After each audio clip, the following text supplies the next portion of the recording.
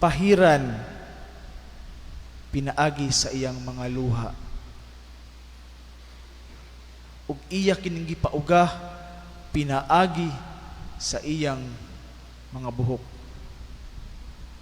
Ug inig kauga na niini pinaagi sa iyang mga buhok, siya ni haplas sa mga tiil ni Jesus sa mahalon nga pahumot. Ingana ang kabag-uhan nga iyang nadawat sa iyang pagpakigtagbo diha kang Jesus, nga gikan sa iyang pinakangit-ngit nga kinabuhi, siya nabag-o ug nahimong maayong disipulo ni Jesus. Siya ni uban diha kang Jesus. Sa ato pa mga igsuon, bisan pa man sa atong mabati nga kalayo tungod sa Dios, tungod sa atong mga sala, sa kangit-ngit sa atong kinabuhi, tungod sa atong kung unsa man ang atong nahiaguman, walay dili maabot sa kaluoy o gugma sa Dios. Walay dili maabot sa grasya sa Dios.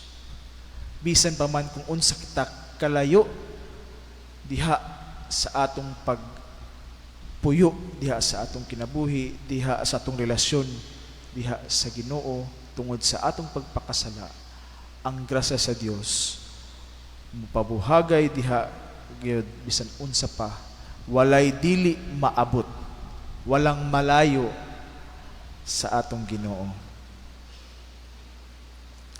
Ug diha sa iyang pagsunod kang Hesus, siya nagmalahutayon.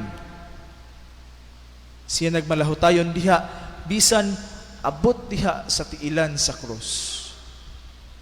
Nahimo siyang witness diha sa paglutos ug pag-crucify, paglansang diha sa kang Hesus. Nianto siya hangtod diha sa tiilan sa krus ni Jesus. Ug diha sa iyang kinabuhi ang pinaka-importanting panghitabo ug atong gibasa karon sa atong ebanghelyo, nga mao siya maoy unang nakasaksi ug unang nakita sa pagkabanhaw ni Jesus. Siya ang unang disipulo nga nakakita og nibalita dito sa mga apostoles.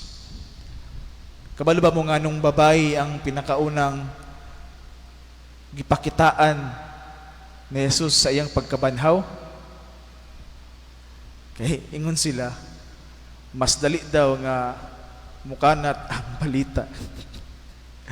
Ang maayong balita nga nabanhaw na siya. Joke ito na.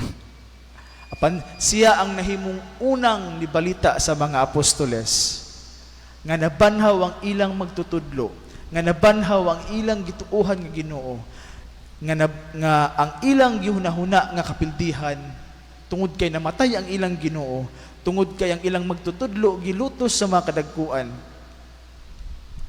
nidaog sila. Tungod kay nabanhaw o gipildi niya ni Jesus ang dakong kamatuoran sa kinabuhi sa tao, nga mahunahunaan nato nga dakong kapildihan nga mao ang kamatayon.